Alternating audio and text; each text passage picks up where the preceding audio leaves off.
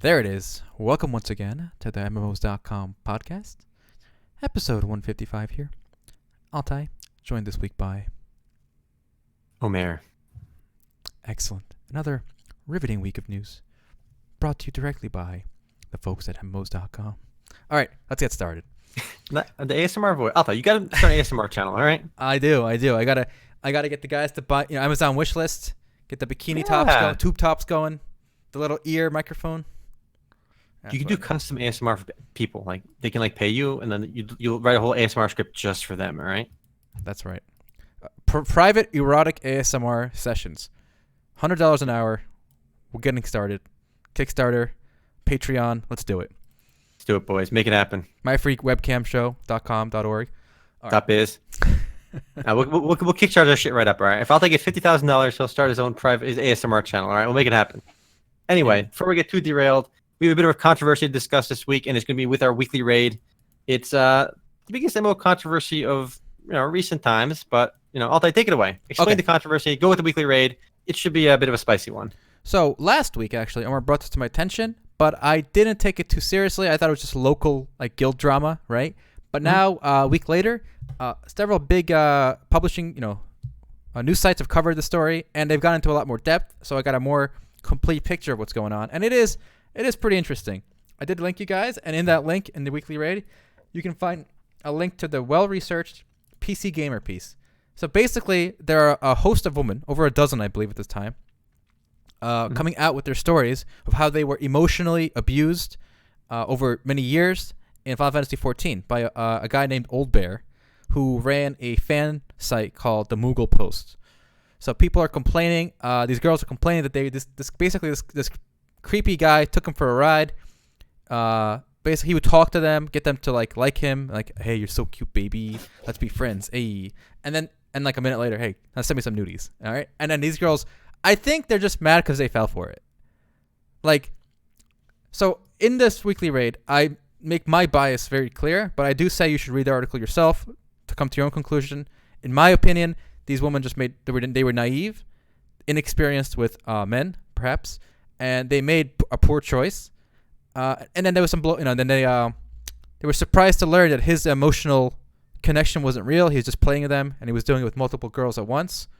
So they got upset, and that's my take on it. That's my hot take on it. Omar, what is your take on it? And let's hear it. All right. Well, first of all, when I first heard this story, I thought to myself, who the hell is Old Bear Stormborn, and what is the Moogle Post? As you guys are well aware, I've been playing Final Fantasy XIV for a good while now. I've been, raiding quite a bit, playing with some friends, being involved with the game for at least about a year and a half, 2 years now, and I wasn't even aware of the Moogle Post or who this guy was. So a lot of people refer to him as a prominent member of the community.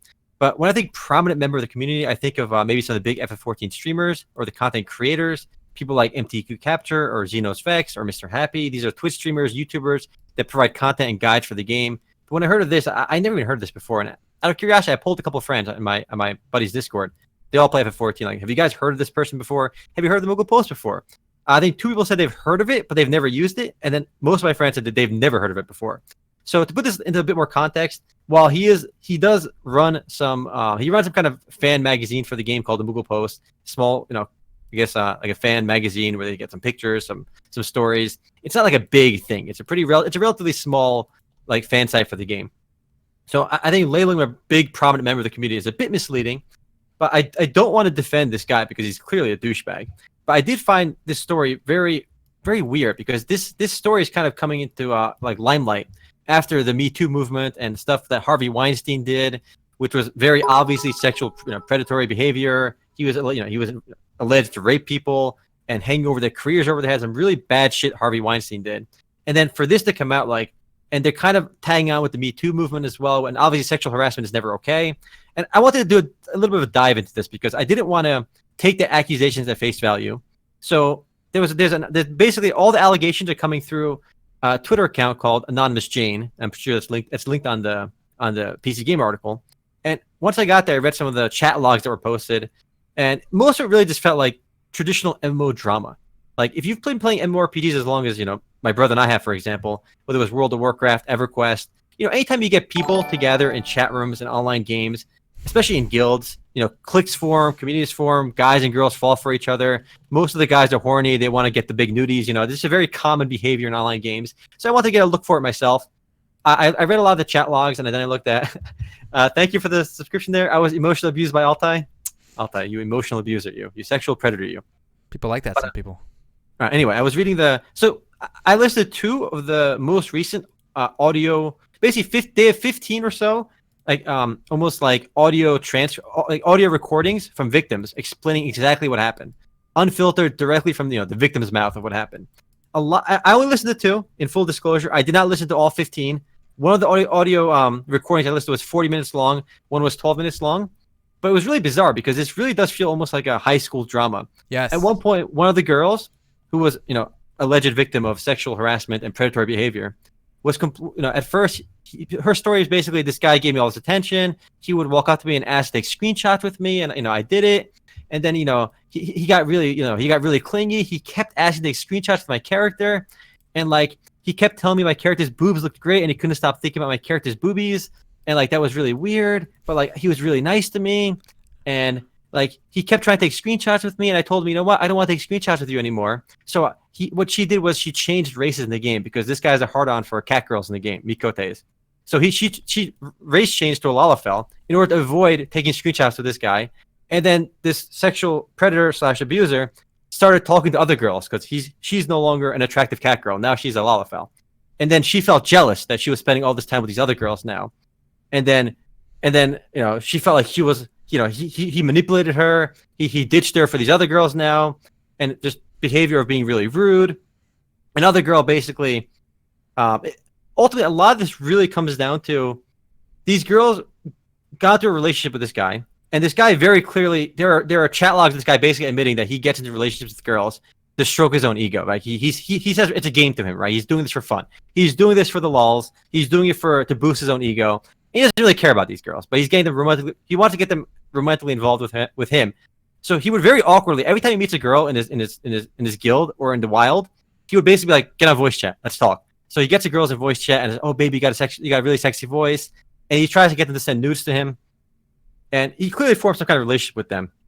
But if you listen to the actual voice transcripts by these girls, the actual audio recordings, a lot of it seems very juvenile. I don't want to defend the guy. I'm not trying to defend the guy either. I mean, he's just a random internet creep douchebag. If you've played MMORPGs for a long time, you've met people like him. Is ultimately what I took away from reading this article, as well as a lot of Reddit comments on this, as well as the first-hand accounts from the actual Twitter account itself. Very juvenile. This guy's a douchebag, but I don't. My ultimate takeaway from this entire story is that it's really unfair, or rather disingenuous, to label this guy as a sexual predator. He's a douchebag and he's a pervert. That's what he is, okay? And I guess there's a warning to other girls, don't get involved with this weirdo. But to be labeling him as a sexual predator is doing disservice to people that are actually victims of sexual predatory behavior. Yeah, I would label him as being emotionally manipulative, not abusive. Yeah. Okay, because his shtick, like you said, was basically to convince these girls that he was into them and them alone. But then he would be doing this with multiple girls at the same time, just for his own ego. And then when these girls found out he was talking to other girls like this at the same time, they kind of felt manipulated. Exactly. So they cut off, contact with him, and they got upset over it. In a way, in a way, a lot of the girls do seem to be aware of this, and I shouldn't say girls, women. The youngest one involved in this was 18. Yes. And then others were older. So these women, a lot of them do have the self awareness. One of them says she was just coming off a divorce, and she needed to be told she was pretty at the time because she was in pain over the divorce. And this guy came along and basically stroked her ego, like, "Oh, you're so beautiful, your voice is great, your character's great, you're amazing. Give me some nudies," And it worked. But at least she's self-aware enough to know that she got played. I don't think it was abuse so much as manipulation and just that kind of stuff. It's like a guy you meet in your guild who always be like, "I got a Ferrari. I got my private jet." There's people like that, right? You run into them, like chronic liars, weird people. I think there was a case of that. I don't think he was trying to fly around and take advantage of these girls IRL. Though one did end up living with him for 2 months, so it sounds like a bad breakup more than abuse in that case, though. But guys, I do recommend, if you're interested, read the full stories by this woman. Don't anything you hear from me is it's influenced by my bias. In that, one of the quotes from the article, for example, is quote, He pretty much peer pressured me to masturbating in front of him on camera on Skype. She added, I cried after. I was a huge mess. I didn't like it. I was upset, and he kept begging me to do it. So what happened? I mean, how do you peer pressure somebody to masturbating in front of you on camera? I mean, that's a. The thing is, if these were children, yeah, there's a real problem here. Undeveloped minds. You know, this is an adult that voluntarily ended up masturbating on camera. I mean, anytime you fall in love with somebody, you might like exchange dick pics or something, or nudies with each other, or whatever. So I actually thought this one was funnier. So there's another message. Okay. So during this time, Old Bear continued making increasingly aggressive and unwanted sexual advances towards Brenda. Quote, he would do things like calling me a slut and trying to make it into a sexual manner. But it wasn't, you can tell it wasn't, Brenda said, breaking down to tears. I wasn't allowed to touch myself without his permission. Okay, so for me, bizarre. I think this was some kind of consensual, like, dominatrix thing or BDSM thing going on. And then what happened is, when he was showing attention to other girls as well, these girls got pissed and, like, got mad about it. Because there's no way someone over the internet is convincing you not to touch yourself without his permission. Like, he's not making you do it. You're doing it because you're kind of you're in on the role play, you know?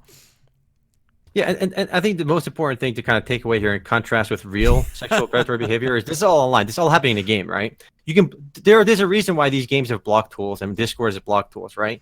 When real sexual predatory behavior happens in the workplace, it's usually where your job is being dangled on the line. You know, people like Harvey Weinstein would dangle contracts over his victims' heads. And basically, if you wanted to get a job in the industry, you'd have to go through Weinstein, who would, you know, be a gatekeeper, and it can essentially ruin your career if you don't do what he says. Or if your boss, you know, with a quid pro quo, like you have to do something to the boss to get a promotion. Like that's when your livelihood is on the line. This kind of emotional abuse and blackmail is obviously a problem. And any kind of blackmail is illegal, right? But just being a douchebag and pervert like this is generally not illegal. There was one example in the article where the guy was possibly insinuating blackmail, which seems to be an issue, where apparently he got kicked out of his own guild because one of the girls like kicked him out or something, and then he got really pissed off, and then he got his friend to say like, you know, he's got all this dirt on you. There was implication of blackmail, like implied blackmail at one point. At the end, nothing got released, which is good. Obviously, any kind of blackmail threat it is a crime, but beyond that one proof, you know, it wasn't even directly implicating him; it was with somebody else. But you know. Beyond that, there was no criminality. I mean, this is all just, you know, some really, unfortunately, just some douchebag online doing all these things. It's high school level drama. Here's some high school level drama. I have a video for any future victims of sexual harassment on video games or online bullying that I did. That, you know, this video will ease all your problems. This fixes all online bullying and toxicity and sexual harassment. I should add sexual harassment to the title of this video. So perhaps you can show it off. Make sure they can see the text in the video too all the time. It zooms into it anyway, so it's fine. I'll pause it.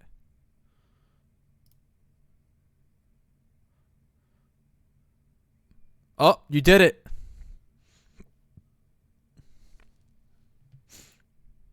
Yeah, I agree. I agree with this sentiment. I think, but again, they were emotionally manipulated, and next part is going to sound kind of odd, but hear me out. I think in a way, just as I've said in the past, I'm glad I got scammed in a video game when I was a kid, because it taught me not to fall for those scams in real life, right? That people can lie to you, etc. So in a way, a lot of these women seem to be very naive and inexperienced in the real world. So in a way, I think it's good this kind of manipulation happened to them in a game, right? Rather than at work, because people like Old Bear exist, you know, in real life too, in bars, at clubs, at work, in a job, you know, in offices. So I think now they will see the red flags on what kind of guy to avoid in the future, where it can harm them in real life, right? Rather than just keyboard emotional nonsense.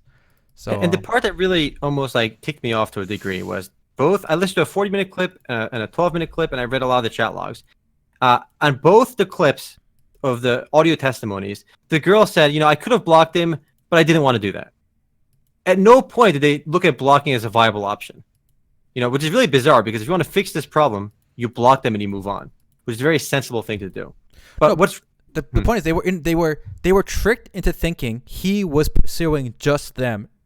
You know, like, okay, possibly, yeah. So they didn't want to block them because they were in a state where they were kind of falling for him.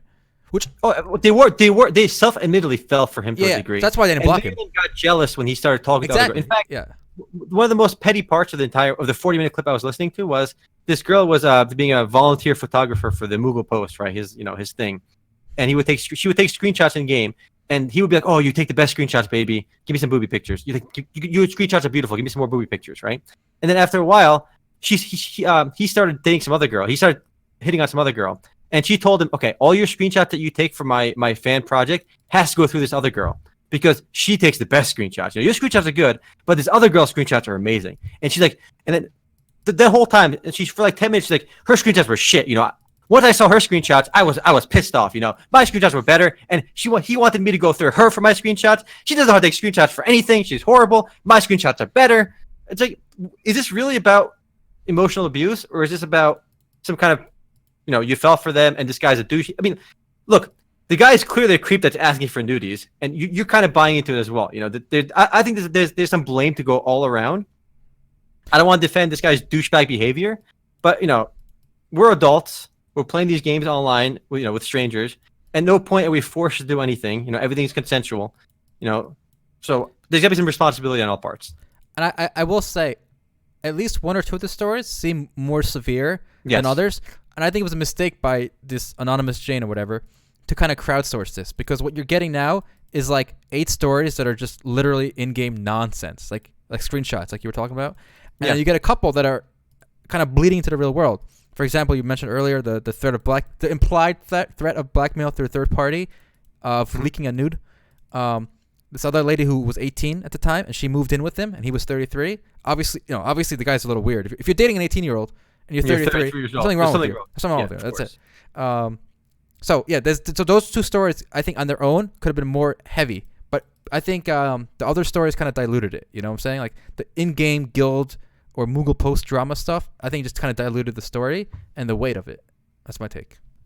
There's one bit that I found just really. I'm looking at some Reddit comments on this as well. People are sharing their opinions. Where the girl that said he pretty much peer pressured me to masturbate in front of my camera, and she was upset. She cried, and then literally 2 paragraphs later, to repair their damaged relationship, Old Bear insisted that he and Zoe meet in real life and spend the week together. So basically, he got her to leave her parents' house without telling her parents, and move in with him for 2 months. And then it was really surprising to Zoe when they arrived together. The first thing he did was say sexual things to her, which caught her off guard. How can this be off guard when this whole time this guy's been asking for nudes and has made you do these really weird sexual things on camera? I mean, asked you to do it. So it's just really bizarre that these people are, I don't know. It's just one of the comments, feeling sorry for these rumors, like feeling sorry for someone who punched a brick wall and started complaining their fist hurts. The problem is the guy's a douchebag. People have to be more, cognizant of these things. And as my brother said earlier, the one sentiment I do want to drive home is there is a silver lining to all of this, is that this happened online. There are real sexual predators in the workplace, in real life, that will take advantage of you and do horrible things to you. And then if people can get inoculated of this kind of behavior online, I think it'll make them stronger in the future. I think one of the reasons, it's like the people that get that fall for Nigerian scam emails, right? So you send this Nigerian prince $100 and he gives you $1 million, right? People that fall for those, arguably they might learn their lesson, maybe. Obviously they shouldn't be fishing for these. So the guy shouldn't, it's a douchebag move to just be asking for nudes on everybody you see and trying to prey on these people, because obviously this guy probably asks everybody, and 90% probably tell him no, go away, and the 10% that he catches on ends up falling for his whole spiel. I'm sorry, we're having some odd discussion in chat here. So people are like, what's wrong? I mentioned offhand, if you're 33 with an 18-year-old, it's weird. Someone's like, why is that weird, etc. So we've been talking about that. There's one part of this story which I thought was a little bit funny. I want to read this out loud. So the PC Game article quotes a lot of the anonymous Janes, right? So number 4 is named Mandy. So anonymous Jane number 4, Mandy, bought special dampeners to reduce the clicking sound of her mechanical keyboard made after being publicly berated multiple times because it could be heard over the mic. If she didn't, Old Bear threatened to cut off contact with her. That's a good one, actually. This is a good one. Okay, so this is what I'm saying about the dilution effect. Okay, so there's there's someone with nude pictures being threatened, right? There's some lady moving in, feeling a prisoner in his apartment or whatever. Mm-hmm. But then you have this girl who's just insane. Let me find the damp. Yeah, there we go. Yeah, so Mandy bought his special dampeners to reduce her mechanical keyboard sound because he kept complaining that there was too much background noise. How is that abuse? That's some real abuse right there, buddy. If I'm like a guild master and there's one chronic guy with background noise annoying me, I'm just gonna kick him too. Like, I'll tell you, you are aware that you are an abuser now for asking him to. All right, this is serious. So the next line is also a little bit more odd. Well, what she talks about. Another thing, what the guy did was he made a lot. He didn't make. He asked a lot of these women to read erotica. If he would write fan fiction about their characters, like sucking his dick in game, and he would ask them to read it out loud to her. So, and they're saying that he exploited, like guilting her into reading him erotic fan fiction he had written about their characters. Again, it's nice. This was ready. Instead of doing that, you could have just right-clicked block them. Like that was always an option. The problem is in the real world, where if you are being a target of real sexual harassment or predatory environment, where your boss would just fire you, and that would potentially devastate your life and your income and your career and your livelihood, where then you have a real problem. And people like that are the absolute worst. But when you're playing an online game and you can just right-click block somebody and it fixes everything. No, you could say that if you blocked him and he kept trying to contact you through multiple accounts, you block them, and he goes out of his way to contact you, then he's got real harassment. If you block somebody and they still try to contact you and you keep blocking them, ignoring them, and they try to target you via social media, through Twitter, through other avenues, then you can say you're being harassed. Like that is real deep-rooted harassment, and that can be a crime, and it is a crime today. But none of that was demonstrated to happen in anything I read. I mean, is anyone alleging a crime? From my experience, they're not really alleging a crime. They're just kind of trying to get the story out there. Which, by the way, I think it's good that they're telling the story. Yeah, me too. It's good. People are now being warned off. This guy's a douchebag. Not just this guy. But I think if you're a girl online, right, a woman, whatever, you just because someone says you're pretty, your voice is pretty, doesn't mean they're actually interested in you, right? They just want sexy pictures or your attention or something, right?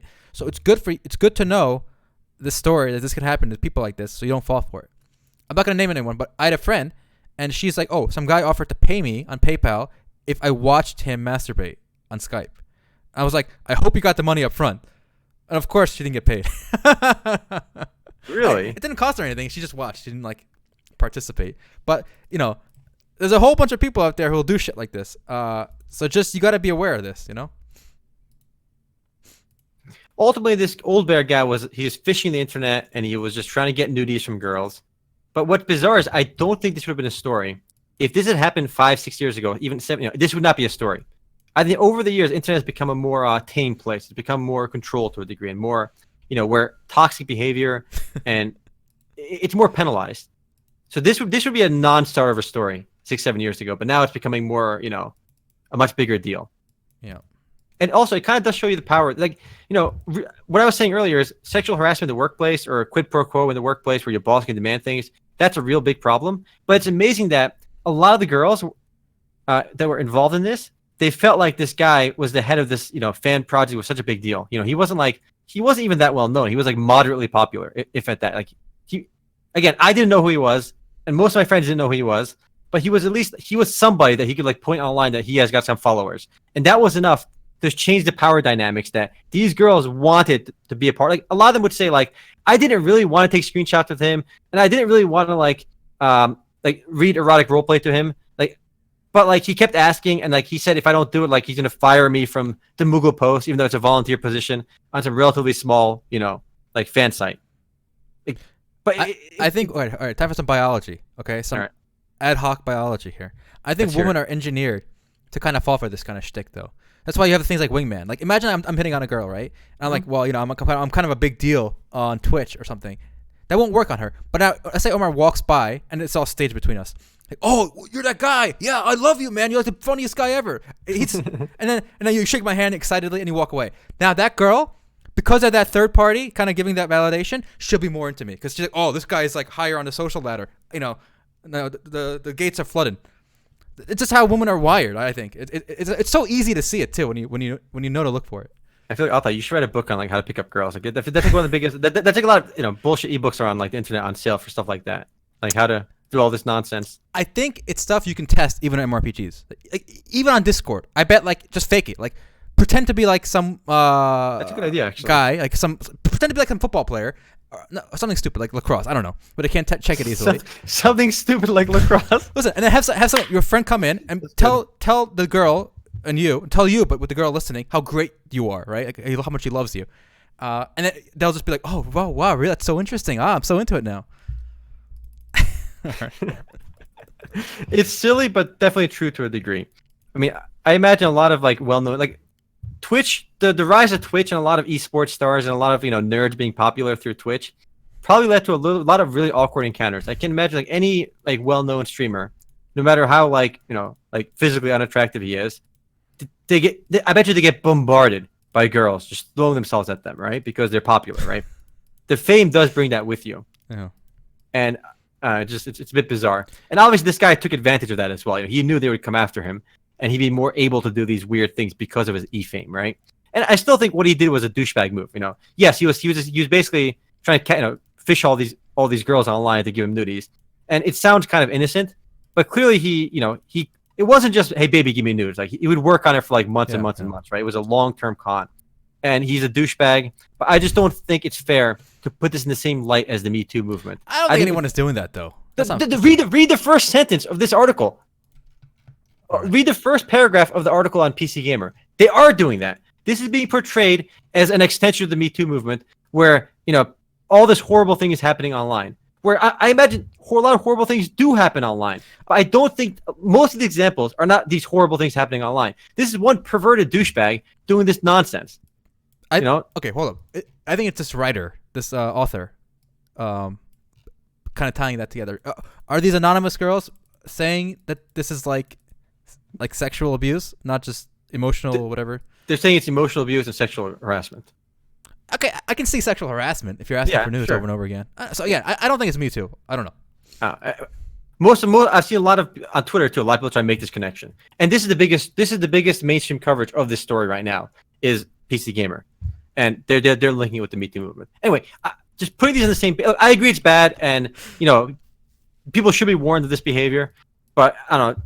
I think delegitimizes real victims. I get. You know what? And then I think it's a good lesson for these girls. I think they're gonna all come away from it, with as a positive learning experience. Mm-hmm. I think kids need to fall, right? They got to scrape their knees. And I think in high school or middle school, if you're the kind of person who just played games all day, right, you missed out on a lot of social development, right?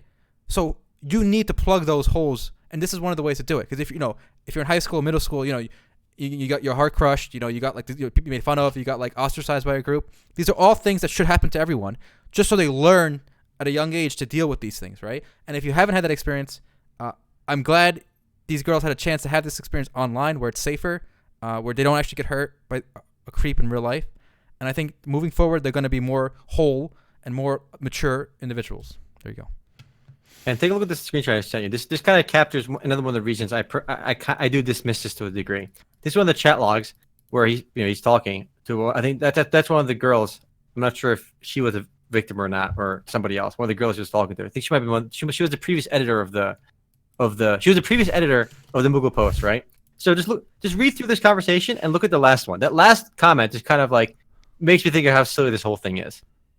Okay, so okay. I never think of it as a game. I think it describes it pretty well without taking offense, but referring to it as a game makes it seem sadistic, like I do this for fun. I don't. Well, you seek some kind of satisfaction from it, and it's a dance you know so well. Scale 1 to 10, how pissed will you be if I blow off Raid tomorrow?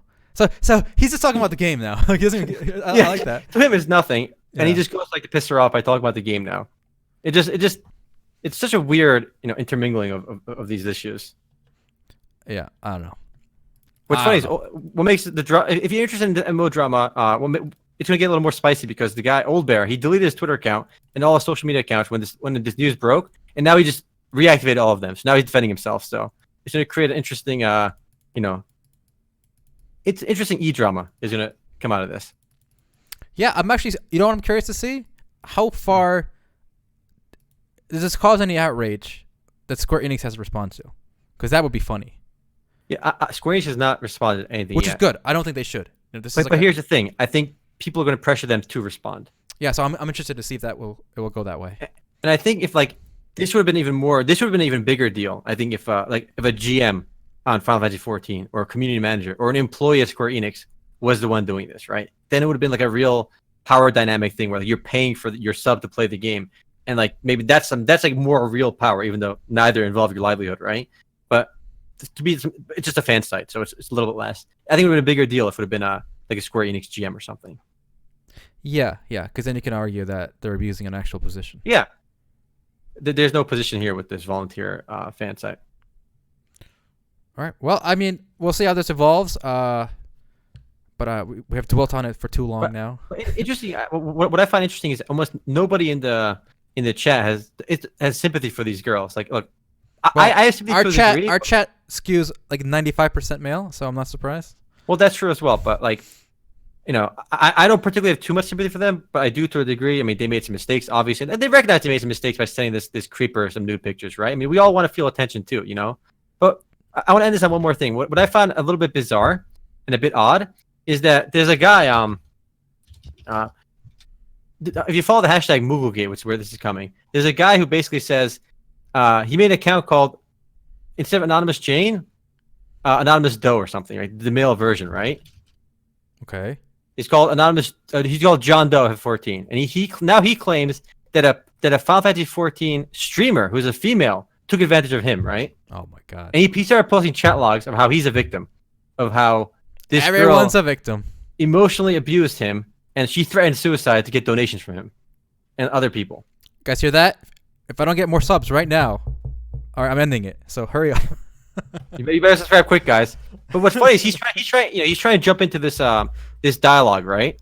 But he's a guy, and he's got nobody takes him seriously. He has one follower who cares, who followed him telling his story. He made like 20 comments, and everyone just writes this guy off. Yeah, of course, because he's a guy. He's a guy. Buck up. Guys can't be abused. Buck up.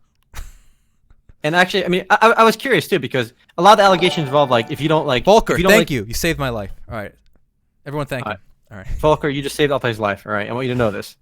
But I was curious, like when one of the big things was that this guy would threaten suicide if like some of the girls cut off with him, right? And I'm trying to think. I imagine it's a pretty common tactic. This like an age-old, controlling tactic. So I googled. I was reading on the Wikipedia page for like emotional abuse. There's a 2005 study by Hamill reports that men and women physically and emotionally abuse each other at equal rates. They find that psychological aggression was effectively bidirectional. And that in 2007, a study of Spanish college students aged 18 to 27 found that psychological aggression, as measured by the conflict tactics scale, is so pervasive in dating relationships that it can be regarded as normalized element of dating, which is a bit bizarre. So, like, I feel we live in a world where emotional abuse is normalized, like in dating now, for both sides, by the way. Both sides are engaged in this at equal rates. So saying stuff like, I'm going to kill myself if you break up with me, apparently is so common these days that that this study found that it's a normal part of relationships now. Doesn't work on me. I think the West. Oh, we got a pseudo hero. $5. Thank you for the donation. Thank you, sir. In the Keep Altai Alive Fund. Anyway, I think suicide. I think the Asians have a better view on it. It should be a neutral act. If somebody, who are you to tell somebody who might be in mental or physical pain that they should continue to suffer that? I think it's a personal choice, and you should respect that. Mm-hmm. Josh used the 100 bits. Altai, don't do it. Altai, people just saved it. I mean, Etherville IG. I think emotional abuse is wrong as well. I don't think anyone here is defending emotional abuse. Yeah. And actually, you said you didn't have sympathy for these girls.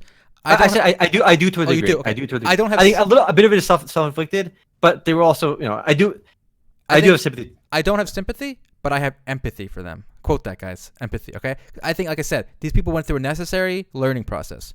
That not every guy who shows them affection, right, is being sincere. There could be ulterior motives. And this is just life. You got to learn to deal with these people and weed them out. So there you go.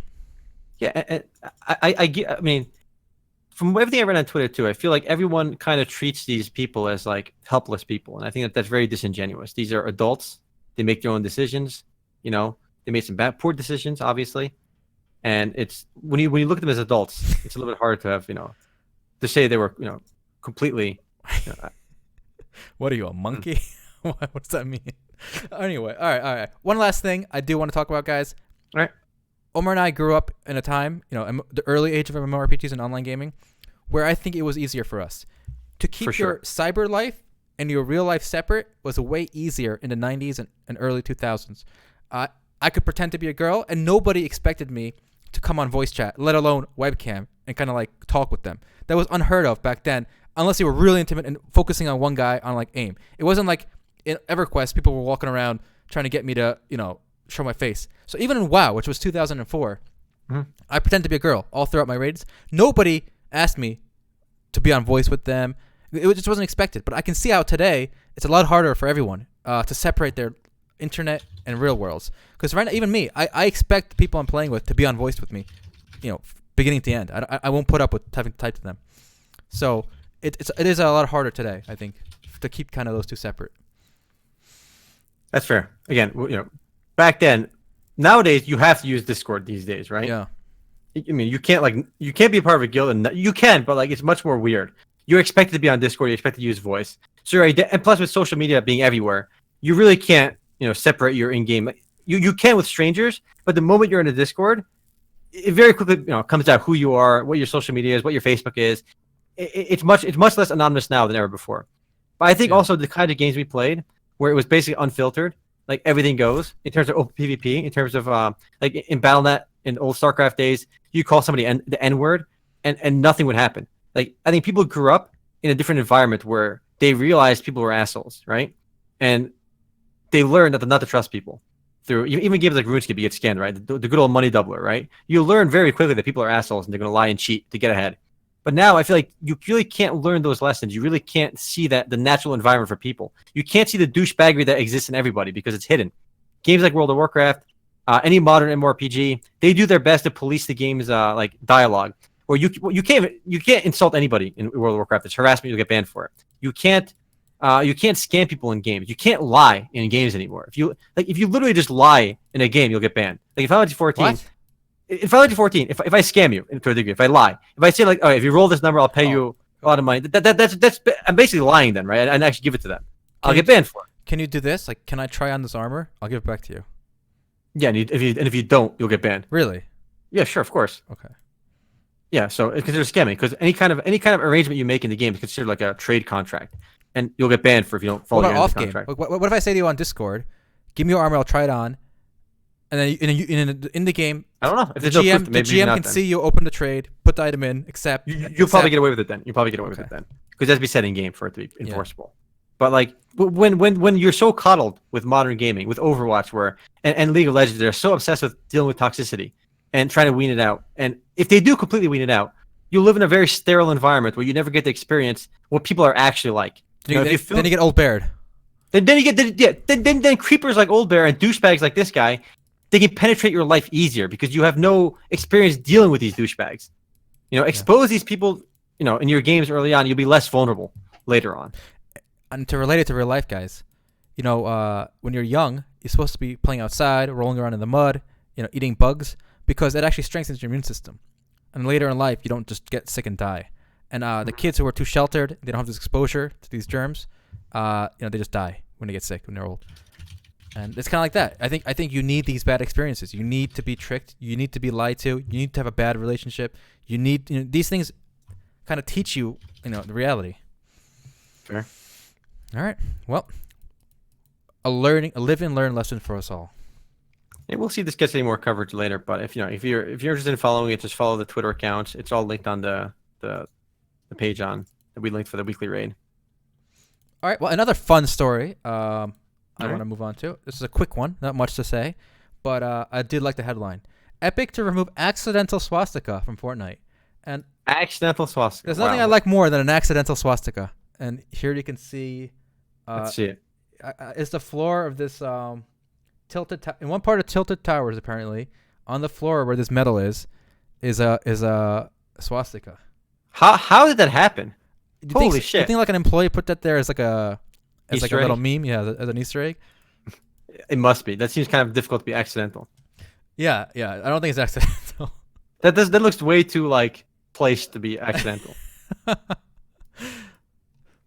Well, yeah, it's removed. They fixed it, boys. And maybe back to a little bit serious business topic. A bit of a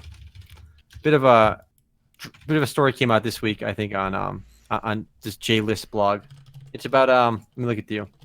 What happened was basically this 15-year-old boy committed suicide after playing Doki-Doki Literature Club. Oh, this is intense. Yeah, I remember. This is intense. So the game, if you haven't heard of Doki-Doki Literature Club, it's a visual novel with very cutesy characters, but it's got very dark undertones to it. I did stream myself playing it. It's uploaded on YouTube if you're curious. A very weird psychological horror-ish game that kind of springs on you later on. One of the characters, suicide is involved in the game. It's something that's discussed, and it gets really bizarre and crazy. So this kid killed himself after playing this, and I think this happened in the United Kingdom. So now they are blaming the video game to a degree, and they're warning parents to let their kids stay away from this game. And obviously, this goes back to the issue of like how much responsibilities there are for governments and to regulate gaming. And anytime somebody kills themselves over a game, it's going to get national attention. So this might lead to more regulations in the UK. I know the UK, for example, it's very weird, like porn restrictions. I think you told me about that, Altai. If you want to first share your thoughts on this and get to that. Sure. So when I first heard Omer told me about the story over lunch, and when he said the UK, a bulb went out because I believe then very quickly what the UK has done to porn, they're gonna do with gaming. And for those who don't know, you gotta be an adult to watch porn in the UK. Now that's true in America as well, but you can just click I am 18 or over, right? Doesn't fly in the UK. You gotta prove your age. And one way to do that is you have to go to these 7-Elevens, the corner stores, and they sell these cards with like codes on them. Think of it like a two-factor authentication code thing. And then when you go to a porn site, it'll pop up and ask you for the code, and you got to put the code in, and then it lets you watch. So I think that's going to happen with mature, plus games as well in the UK, because they already have the system in place for this. People say we don't have to prove anything in the UK. Two people in the UK are saying this is not true. I can watch porn, and I'm not even 18. UK porn. Well, I guess it's in the pass yet, but it's in the. Let's see. Yes. Delays rollout. Okay, so it's supposed to roll out. This is March 2018.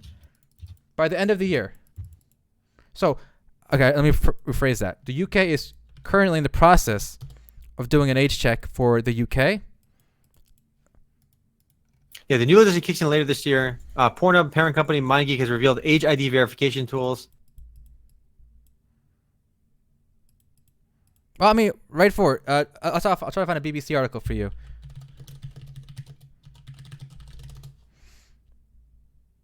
Okay, so here's the BBC, which is the British news. You can take a look at this. Interesting. Confirmed. Okay, so they're definitely. I think they're in the process of rolling it out, unless it's a big uproar and then they cancel it. But anyway, back to my point. I think if they roll this out for porn, they will definitely roll it out for gaming as well, especially after this case. Yeah. I mean, look. The problem is, how can you even fix this? Okay, look. This was this kid was 15, right? He was playing an adult game, and the game. The Steam tells you this is not for minors. When you launch the game, it says it's not for minors. Like, how much more can the game companies do to keep kids away from this game? And is that even a viable pursuit? Because kids are going to play these games anyway. Like, how do you stop this kid from getting this game? Well, same thing. You would require an age verification and a two-factor authentication, and you can only buy that widget that sends the code if you present an ID to a real-life person beforehand. That would stop it. They wouldn't stop it, but I would say it will severely limit it, and then people have to buy like the black market cards. It's just really bizarre that these kind of things can happen. I don't know. Growing up, it'd be so weird. Like if I'm trying to go to a porn site and I can't because I'm not 18, and I have to actually verify my passport number or some bullshit to get on there. I don't know. Yeah. I mean, would it be so weird? Here's a fun fact. I heard this. I think Destiny said this. A streamer. Imagine someone growing up in the age of online porn. You've seen more naked ladies than on an average night. On an average night, you see more naked ladies than even a king did in the old days. And by old days, I'm talking 50 years ago. No, his quote was even more interesting. He said you've seen more naked ladies in one night than all your ancestors combined have. Yeah, that's also true. But even ancestors of the kings or Rockefeller, whoever has a big harem with 200 women. But you can go through 50 videos in one session. It's insane, and there's no way this is not having some effect on us. So maybe it is the right thing to do to try to limit it. I don't know. I'm not totally against this. I'm not convinced on it, but I'm not totally against trying to limit porn for kids. Yeah, that's still unfortunate. The guy who made the game, Team Salvatore, is gonna get a lot of flack. I mean, if this gets more media attention, he's gonna have to deal with a lot of bullshit. His game is clearly for adults, but his name is out there, and his name is the game might get some slander and whatnot. I mean, it's a free game anyway. What are they? It's probably whatever. It's gonna get more attention if anything. It's gonna be fine. True. They'll be fine. True. But what do you think? Do you think they should do some kind of age check that's legit for either games or porn? For porn, no. Porn is harmless. No, what? Right. How's putting porn harmless? Porn is harmless, right? 15-year-old me would disagree with any kind of restrictions for that. All right. I don't think porn. I think it desensitizes you. It makes a real real woman way less enticing. I don't think it's the government's responsibility to do it. If the porn site itself or the game, if Steam wants to create their own third-party age verification thing to appeal to parents or whatever, let them do it. Right? I think Steam is doing enough already. It's, I think this whole I think this is a cop out. This whole parent thing. We were lucky enough to have, I guess, parents who were at least like sober, relatively, and like there. But I think a lot of people, they have parents that are working all day, that don't give a shit about them, who abuse them. Any number of scenarios where the parent does, completely neglects their responsibility. So now what happens to that person? They're just going to be a ruffian and like destined to prison. I don't understand. Like, it's such an easy cop out to say, "Well, it's the parent's responsibility." It is the parent's responsibility. When I hear that, it's like saying, "Not my problem." That's what you're saying basically.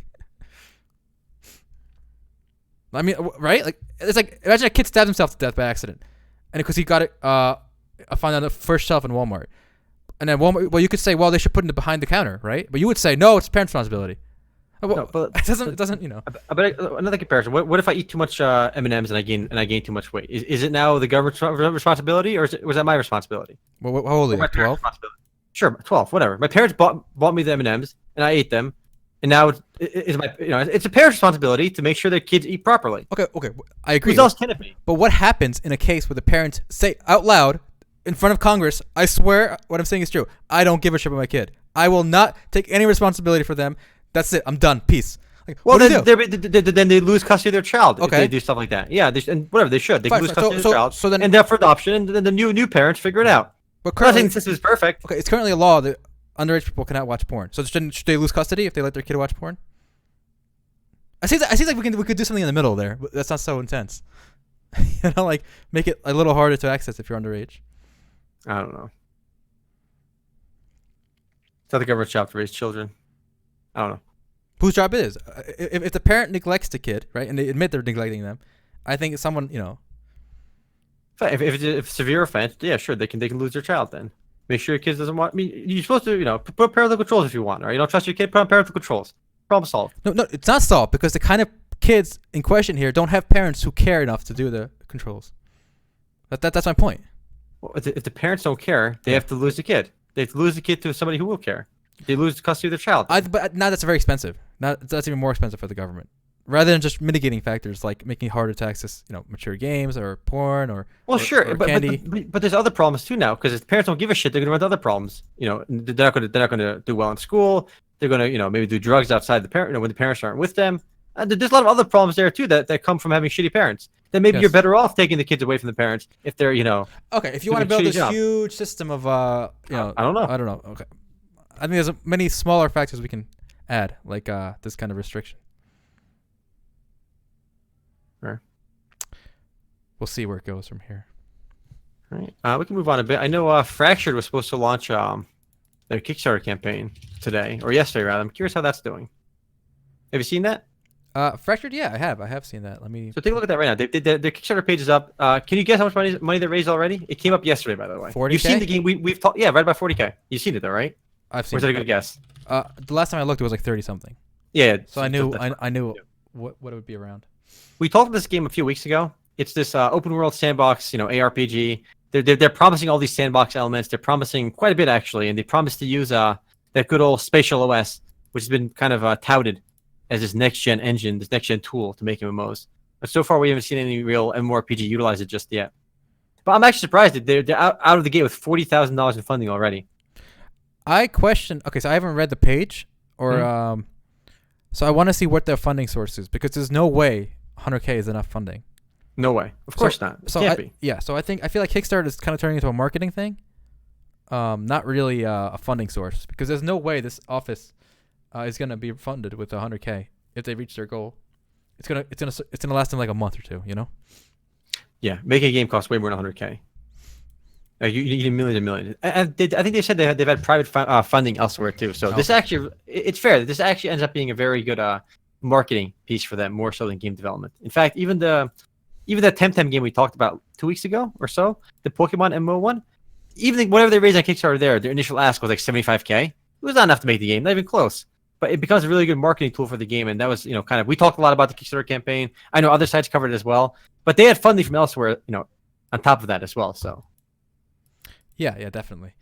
So I think we did talk about Fractured as well several weeks ago. Mm-hmm. It's an isometric action RPG. I love the camera style, but I don't know. I don't know if it's gonna. What is it gonna be that stands out? Like, so I know with Spatial OS, I can presumably have lots of people on screen, but is that gonna pan out? I don't know. I mean, it's supposed to be like this ARPG. So imagine Path of Exile or Diablo style camera, right? Which is isometric view, ARPG style gameplay, but it's supposed to be a sandbox MMORPG. So it seems like they're going for persistence rather than just these, instance zones. There'll be player housing as well, apparently. The player housing is nice. That I'm looking forward to. But it's, I don't know. The guys behind it, it's their first game they're making. Looks like anytime I see a crowdfunded game from a studio that doesn't have any released games, I kind of raise an eyebrow. At least with Temtem, they've released a game on Steam already.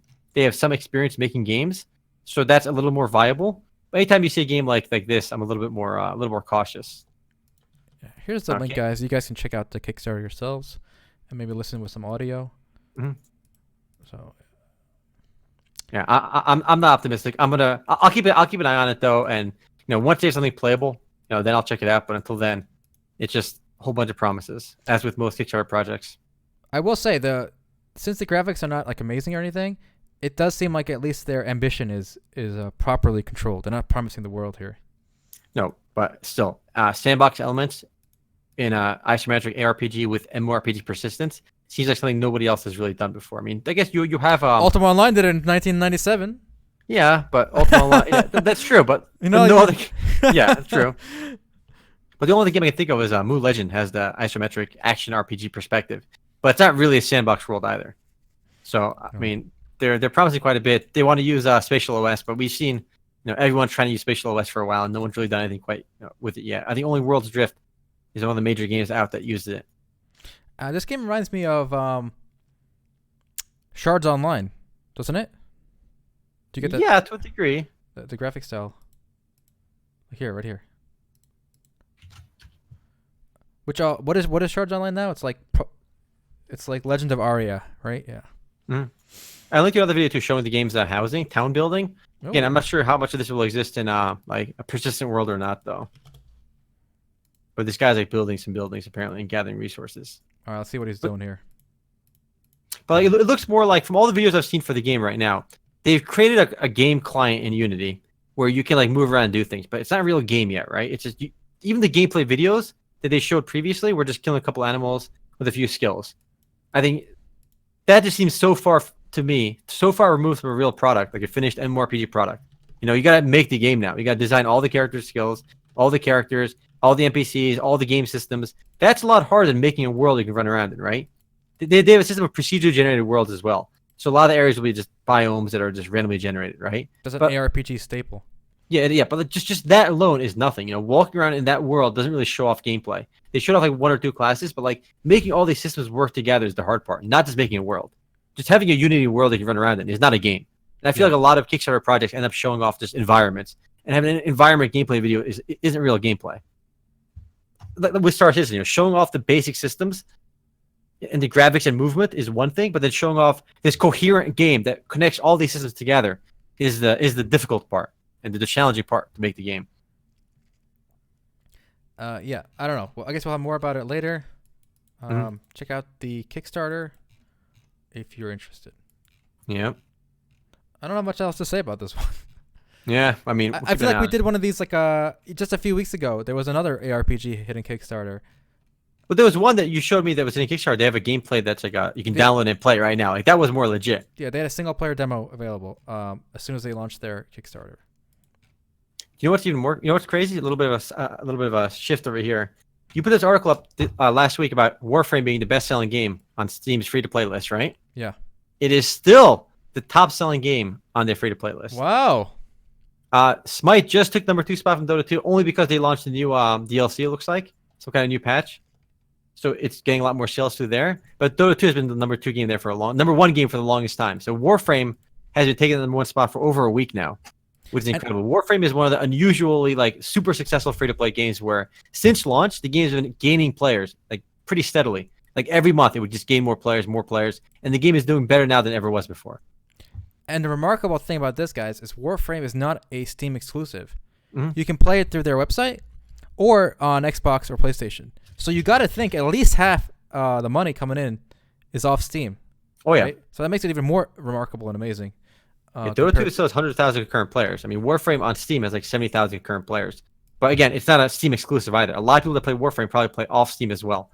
So Warframe is just absolutely killing it. Yep. I mean, they really like. Can you think of any other Western developed free to play games that are just really big besides maybe Warframe and League of Legends and Dota 2? Right. Well, I don't know how big is big, but Path of Exile, it's number 4 on this list. It's also been growing every year since release. Yeah. I don't know if it'll ever pass Dota 2 on Steam, but it's also one of those games that is now available on Xbox. It's available PC off Steam as well. And I think if you add all that up, it might just be number 3. Yeah, doable. It's just, most of these games are definitely in the free to play world. Most of these games are Eastern games. So Warframe doing well after all this time is definitely pretty impressive. PoE overrated, Dota outdated. Warframe is on this list. PoE is not overrated, all right. PoE is a timeless classic. All right. Well, we got some Blessed stuff, but not really any Blessed drama, unfortunately. Just they released a producer letter this week, basically saying they're going to be launching into out of early access soon, and they'll be merging servers down to two NA servers and 2 EU servers will happen, and that'll happen sometime in July. And what's remarkable is if you look at the Steam charts for the game, it's just how much the player base has bled over the since launch. I mean, the game is still pretty new, but like look at the Steam charts for the game. It is pretty impressive. The all-time peak of 34,000 to a 24-hour peak of 6.4K. The player base is just look at a 3-month chart of the game's player base. You'll see just how crazily it's a big womp womp for this one. I knew from the moment I played that this was gonna be a disaster, and like all the players, so many people are gonna quit. But it might get a boost when it officially launches and the servers are merged and maybe a big content update. But after playing the game some more, after complaining about how it's inexcusable how poorly the game runs, and beyond that, just launching the game on Steam, right? You click on the game to launch. From launch to the character login menu is like a minute and a half. In what world are people? Why does it take a minute and a half to launch your game? It's insane. It makes no sense. From when I click the start button to the character menu, and I'm playing at 1080 with one of the best CPUs out there. I gotta wait 2 minutes to log into the game. Like what? What? You got 70,000 files, unoptimized, hot garbage. Yeah, it is awful. The game could have looked like 10 times worse graphically, but if it just ran, that's all that matters. Like that's your most important thing. Is the game has to work. People want to be able to get into the game and play. There's nothing more frustrating than the game running poorly. Like nobody wants to play a game, no matter how good it is, if it just doesn't run well. In fact, the gameplay doesn't even matter at that point. The first thing you have to do, it's not the graphics. Graphics aren't that important. The first number one thing you got to fix is make sure the game works and runs smoothly. If you don't have a smooth running game with a consistent FPS, I don't care how fun the game is. Nobody's gonna play it. Imagine playing like Dota 2 or League if it was running at like slideshow tier FPS. There's great games, but they're unplayable if the FPS was shit. Agreed. As soon as I launched the game and I saw on top left the DX9, I was like, all right, it's done. Mm-hmm. And it is fall, and I think Bless is Steam only, so these are accurate numbers for the entire player base, right? Yeah. Bless is basically WildStar too. Now, WildStar was way smoother, and the gameplay was actually a lot better. I don't think it's fair. Yeah, WildStar ran way smoother. I mean, that's a prerequisite. I mean, you need to have the game running well. It doesn't guarantee your game be successful, right? But like, if your game doesn't run well, literally nothing else matters. You could have literally the most perfect design game, the most fun game possible, with the most ingenious game systems, but it doesn't matter. If your game doesn't run, everything goes out the window. It doesn't guarantee success, but your game's got to run well. And obviously, everyone else in the chat saying they had problems with the game as well. I'm worried that Air is going to have the same problem as well. It also runs on Unreal Engine 3, but we'll have to see. Yep. Hopefully, hopefully Air runs a bit better. Lost Ark has an isometric camera angle, so I feel like it's going. From the videos I've seen, it runs better. So there's hope for Lost Ark. Air, their own trailers is kind of iffy in terms of performance, so we'll have to wait and see. So you said you played this recently, Bless? Yeah, I did my first look video for it just 2 days ago, and I played a bit after that. So what's changed? What did you get up to? Anything interesting happen? No, but you would think after the player base died down, it would run better. Yeah. But no, even with a player base that was from 30K down to 3K when I was playing, when you're not in a dungeon, the game runs like shit. It was remarkable too, because I'd be running from one dungeon to the other, or like one area to another, and I'm looking at my screen. How is this game running at slideshow speed? It's on my main monitor. I'm not minimizing or anything. I'm focusing on the game, and it runs so poorly. I found other bugs too. Like when you're playing Bless, if you pan your camera, like I was running over a swamp. If you pan your camera underneath the green water of the swamp and you pan it back up, right? So your camera go under the water and then above the water, your whole screen goes blue for like 4.5 seconds. Your whole screen is blue. First of all, the swamp water wasn't even blue. It was green. But why is your whole screen blue for 4 seconds? It is really bizarre. There's a lot of little things, and the translations don't make sense either. I took a screenshot earlier. Maybe I can find it. But I was highlighting over one of my. I have like a DOT spell. It burns target for N seconds for this much damage. N is literally a variable they never even bothered to plug in. Like, it burned for X seconds, but they never changed the X to tell you what the number actually was. So you don't even know how long the spell lasts unless you count yourself. Like, how is that possible? I don't know. It's frustrating because they spent money on voice actors when they couldn't even translate their UI and their skills. Like, any money spent on voice actors at that point was an utter waste of money, and that money could have been spent localizing the skill. Even today, the skills are disgustingly localized. They're read in such piss poor English that it's not even obvious the skills do. And even the UI itself is still inconsistent. It's like I'm nitpicking one thing, but even now, if you click on your menu in Bless, you can see, you can see your character profile, your stats, your PvP menu, your dungeons menu, and there's a store menu. But the S in store is lowercase. Everything else, the first letter is uppercase. Like, why is it in uppercase? It's a small detail, but like if you're playing this game and you're a developer, like you spot that out in like 2 minutes. Like nobody that works at Bless must have played Bless, or they saw all the glaring problems and didn't give a shit. Like these are just aesthetic problems, like interface problems that nobody cared to fix. Like one guy on Bless could have like literally people at Neowiz could have given Remo a couple G's, and before the game launched, I would have looked through the UI and fixed 90% of the problems. But no, even today they haven't fixed those problems. It just shows it's a joke. There's no excuse for that. I think what happened is so this game was developed like 6 years ago now. I think what happened is along the way, the original developers left. So the people still left don't actually know how to change the game, right? They can just fiddle up with a few variables where it's easy to tweak. Mm-hmm. But the developers that know how to actually develop the game are no longer there. So now you got other new people looking through this old code, and they don't know what to change or how, No. Here's the thing. I agree with you, right? But that's not even the problem. I'm not even criticizing Bless at a higher level where we're looking at gameplay systems and balance. Forget that. The balance is obviously shit, right? And that's visible through all the changes they've made since launch, with 70% damage nerfs across the board and insane damage changes. Like, forget the balance. I'm not talking about high-level design decisions here. I'm talking very, very utterly basic, most mundane level UI. That their own UI, nobody gives a shit about this game. That they could just go back and fix the UI. They're like, very obviously mistranslated things that anyone can fix. Even from the shit translations, you can make them better. Like, anyone can fix these problems if they just had one person doing it. They can hire one guy for $10 an hour to fix all this shit, or even a volunteer. Let a volunteer go fix this shit, and they would all do it. So we're not talking about fixing, game systems. We're talking about the most obvious service level problems that they refuse to address. They've never addressed. Even though they've made millions selling this game on Steam, But no, they're not. They're not spending any money fixing this shit. And it's such a basic problem. I blame the people who are so anti-free-to-play. You guys were so anti-free-to-play that now you know what you got? You got free-to-play games launching with a box price. So good job, guys. So this is what you get for being anti-free-to-play. Now you get free-to-play shit, but with a buy-to-play model. And a Catchup on top of that. So, good job. It just really hurt. I just cannot understand. Like, I don't like to use the word cash grab, right? Because like it implies like from the get go they wanted to take your money and run. That's what cash grab implies, right? But for them to not fix the UI issues, like the very basic, fundamental, awful UI problems, tells you that there's not a single person at the Neowiz office that's logged into this game that gives a shit.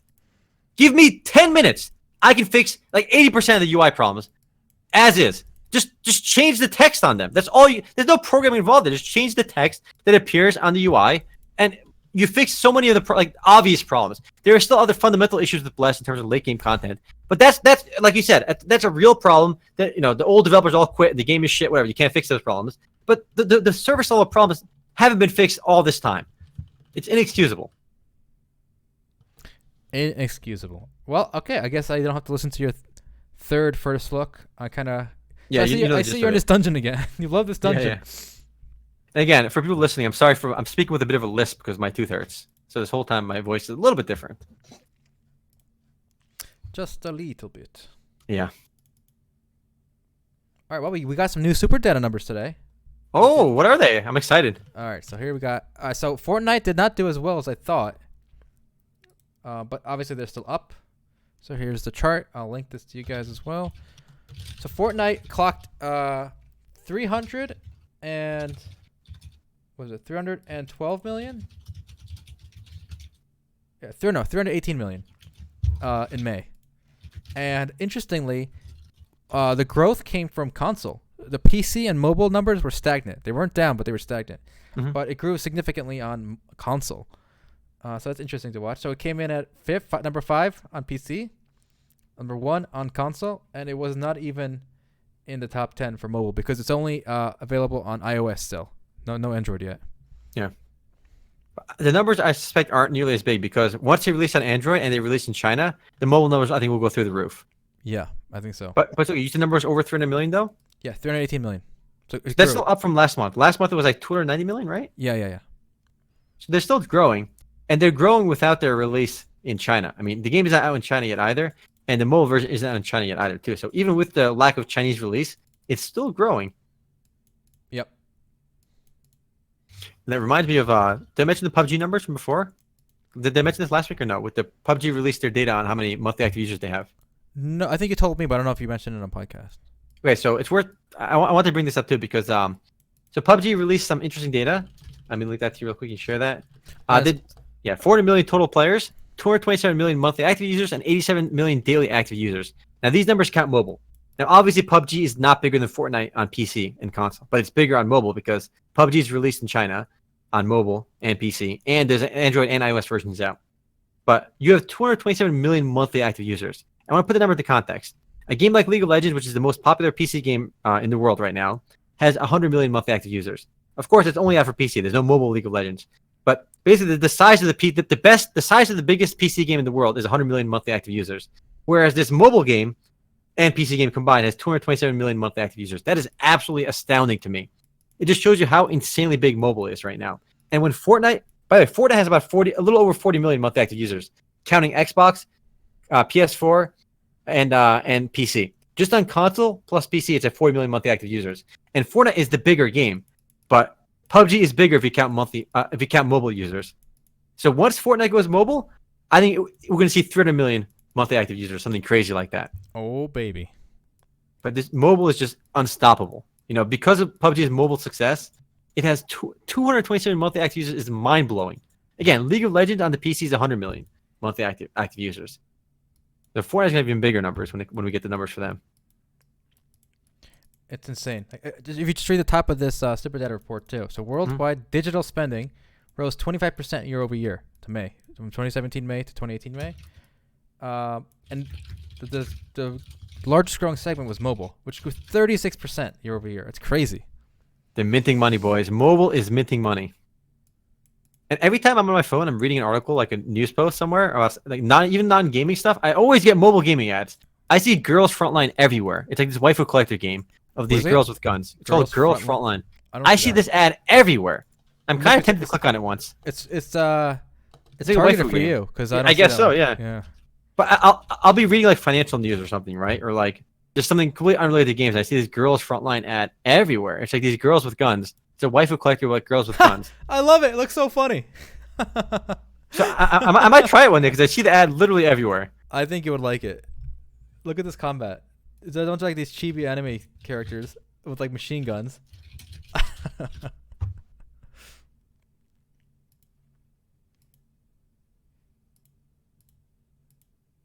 That's pretty funny. Paradox, I legit sit in my 1,500-pound PC playing 2 mobile games on tablet and phone. My PC is useless for Twitch and YouTube. It's used for Twitch and YouTube. So that's the future of gaming, boys. Mobile. Ether Village, I might do a video for it. I mean, it's clearly a pretty big game. I'm seeing ads everywhere for it. You got cute girls with guns though, so they got the waifus going for them. I think the characters look funny in battle, like right here. Mm-hmm. This is great. But you don't see this ad everywhere? This is literally everywhere for me. I've never seen this ad. If I go on my phone right now, I'll find this ad. I'm telling you. Like I could be reading anything and there's Girls Frontline ad for me. I think your phone just knows you. Track that browsing history. Maybe. Find those classy websites I go to.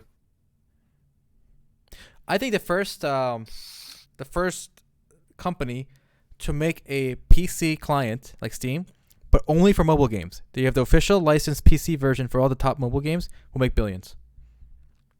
Because right now you can still play mobile games on your PC, but you got to go through emulators. Emulators, yeah, that's true. Yeah. But imagine you know like Steam, it was called like mobile.it or something, and you launch it on your desktop, like Steam, and you just see the list, you double click, you install, and you play. Boom, boom, boom. I think it would make billions.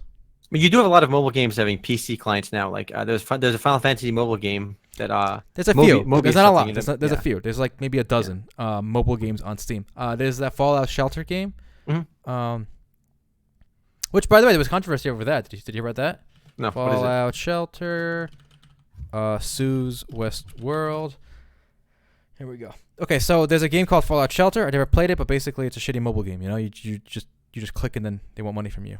But so apparently Warner Brothers made a similar game for Westworld, and Bethesda is claiming copyright infringement because they're saying they use the same code because the exact same bug happened in the exact same spot in the game. That's pretty funny. That's pretty damning evidence right there. It's damning evidence right there. Mm-hmm. Yeah, and it makes sense because they both contracted the same third party to make the game, but Bethesda had in the contract it said all the code you make for us for this game belongs to us, and the other company signed off on that. So I guess when Warner Brothers went to them, this company just reused the code to make the same game. Mm-hmm. I mean, it's damning evidence. The code happened. If the same bug happens, that's pretty like that's a silver bullet. All right, you're done after that. If somebody who's played the Fallout Shelter, if you look at gameplay for this game, maybe you can tell us if it's similar because I have not played either game. But you know, this is they filed a lawsuit in courts. Bada bing, bada booming. Interesting. You guys can read this scribbled court filings. Mobile gaming, boys. It's here. It's taking over everything. All right. It's Warner Brothers' fault because they are the ones who published that. Mm-hmm. I'm sure they're both included though in the. Yes, yeah. But here's the thing: can they really get in trouble for this? We see so many Chinese mobile games literally rip off League of Legends. Like they copy the hero names and the art and the exact abilities, and it looks the same. Like, and that's. Well, these aren't Chinese. These are both American companies. That's true. You know, Warner Brothers Entertainment is a big company. Yeah, that's true. You know, so I think you can't force your claims overseas, but I guess they're both big American companies. Then maybe. Yeah. So I think it's pretty damning. I think they'll get the game shut down. Mm-hmm. Fair. Anything else spicy this week, Altai? There was this Minecraft trailer, kind of what's it called? Microsoft and Nintendo taking a swipe at Sony. Did you see this? Yeah, but like crossplay or something. Yeah, basically, yeah, they're basically supporting crossplay now, and Sony's being the asshole. Yeah, there's a bit of news for Crowfall, which I think it's definitely worth mentioning, actually. So Crowfall is being pushed back to 2019. If you guys haven't heard about that already, it's pretty funny because I remember you wrote the post, Altai, that Crowfall was going to come out in 2018, and there was like a line in the sand the developers drew in 2018, right? That line in the sand got pushed back to 2019. You never make lines in the sand. Remember Obama and his Syria thing? That's red line. True. He's like, if you use chemicals, I'm coming after you. And then, JK, no, just kidding. Yeah, you never put lines in the sand because you can't always commit to them. Yeah. That's funny though. So 2019, hopefully, when we get Crowfall. I'm still hoping to play Camelot Unchained's first alpha on July 4th. That was a self-imposed deadline for their first public beta or alpha rather. So I'm looking forward to giving Camelot Unchained a try then. I know we're supposed to get another round of testing for Crowfall at the end of the summer, but no actual soft release yet. They also said they licensed their engine to a different game company. Wow. So they got some news on that front. I know when you said they raised money, Crowfall raised money as a game engine company. Was this Crowfall, or are we talking about Camelot Unchained? Which one are you mixing? Camelot Unchained might have done that, but these guys, Crowfall apparently licensed their engine to another company. I thought Crowfall was just using Unity. Well, read the article. Okay. Well, first I want to read this out loud. Yeah. So this is from 2017, guys. Okay. So this is not the first time they moved the red line. Right. But progress isn't the same as done, and obviously there isn't enough time left in 2017 to get everything done. For that reason, we're resetting the line in the sand to next year, 2018. And we're pushing like hell to get the game to soft launch as early in 2018 as we can. So now they're pushing it to 2019. Yes. So this is the second time at least that they've pushed their line in the sand. Yeah, it's pretty bad. You know, when you line the sand, you're pushing back twice by a year. It's insane. It's not good. Yeah. But hey, I mean, they got a publishing agreement. They got some more money out of that. They licensed their game. They got some money out of that. So at least they have some more money to develop the game now. That sounds good. Indeed. The Winds of... I like the name of their post on their website. Yeah. Well, I still never played Crowfall yet, and I'm looking forward to giving it a try when it eventually launches. I'm looking forward to give Camelot Unchained a try on July 4th when their beta happens. Oh, yeah, that's a good point. Beta 1 for Camelot Unchained is happening in 10 days. Yeah. Probably less now. But apparently the caveat is don't play it unless you really want to be a beta tester because it's not feature complete, the gameplay is not ready, all that crap. Yeah, all that jazz. I just want to see what it's about, you know? Yeah, me too. But I think there's going to be... Is there going to be an NDA for beta 1? I hope not. Yeah, I hope not. We talked about Star Citizen a lot last week. I don't know if there's anything else to say this week. Yeah, same old stuff, guys. For Star Citizen right now. Same old stuff. Nothing really new happened for Star Citizen, but if something juicy happens, we'll definitely cover it. Nail get watched. We don't know when we don't know when closed beta 2 is going to start, but they actually did say they said they will be the closed beta 2 will be in July, and they did not announce when in July, right? But it's going to be happening. Looks like in July for sure. And you know they'll be adding a new dungeon as well in the next round of closed beta testing.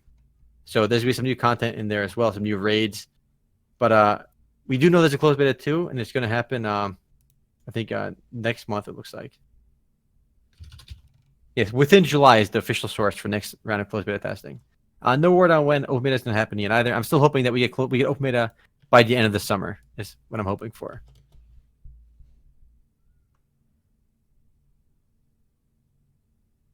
Does the game I'm most hyped? I'm most hyped for MapleStory 2, honestly. That's my most hyped game of of 2018, really. What about you, Altai? Most excited game for 2018? Crowfall, Camelot Unchained, MapleStory 2. What's on your list? For me, it's MapleStory 2 for sure. It's the only game I've actually been looking forward to playing, and I played the beta and I actually enjoyed it a lot. I mean, I don't know if it's going to come out, but the Paragon, Rise of the Fallen. That's not coming out this year either, though.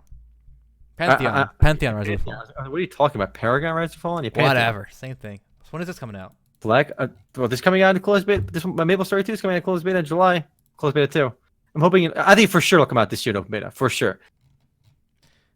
Honestly, at some point these all become a blur. All these projects with indefinite time spans.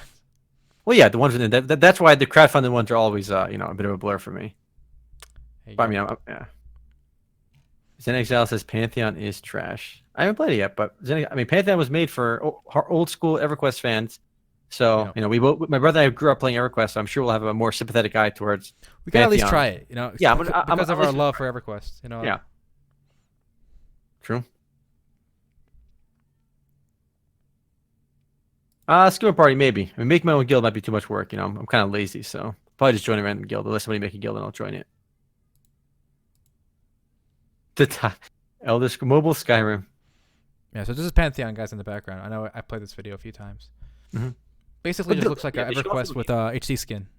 Yeah, that's what they're going for too. So I'm not surprised. And they have a game here. They've done a few dungeon runs too. So there's something here. But I don't think this game is an appeal to too many people. It's a very niche game. The old school EverQuest fans will play this, and it might be enough to support the game, right? Did they want to go with a subscription model? Yes, they want to go. Yeah, so I think they'll get enough subs to support the game, but I don't think it'll be some big game, But I think there'll be enough hardcore EverQuest fans to like it, or maybe those EverQuest fans will just play EverQuest private servers and not play this. Who knows? I am gonna play the new WoW expansion for at least 1 month. I'm not gonna commit to it beyond that. With Gumball and some old friends, so that'd be fun. That's fair. That's right around the corner too. Yeah, that's in August. They held a free-to-play weekend actually for World of Warcraft this last weekend. I don't want to play it until I go into Refresh for that expansion. That's fair. You get level boost too. You start right the level. I don't want to dull myself. I just want to go and have fun for a month and then move on. Fair. Black Desert Online Mobile. I don't think we have a Western release date for it yet. It's been out in China. It's been out in Korea for some time now, but it'll be coming out I think this year. Black Desert Mobile.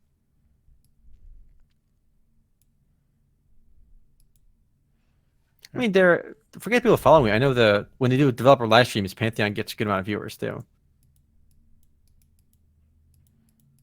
Interesting. Yeah, I'm actually trying not to follow it that carefully because I don't Yeah. want to be disappointed. You know what I'm saying? So I'd rather wait till it's ready, playable, then play it, and then see if I like it or not. I know if I follow it for like a year, the daily updates and news, I'm just gonna be jaded by the time it comes out. Fair. Ignorance is bliss, boys. Ignorance is bliss. We can't help you with the RuneScape Mobile. We've been hearing about it for a while now. It should be coming out soon. I think they're gonna be I think by the end of this year was the official release. Was they're aiming for end of year for RuneScape Mobile, if I remember correctly. For I think classic for old school or no, I forgot. At the end of the year, you'll have something for RuneScape Mobile though. All right. Well, I think that's it for this week. Unless you got something else, Altai, you can go to the post game. No, we can move to the post game and shoot the shit there. Thanks for watching, guys. If you're on YouTube, fare thee well. On Twitch, stick around for the post game. All right. Later for YouTube. Take care.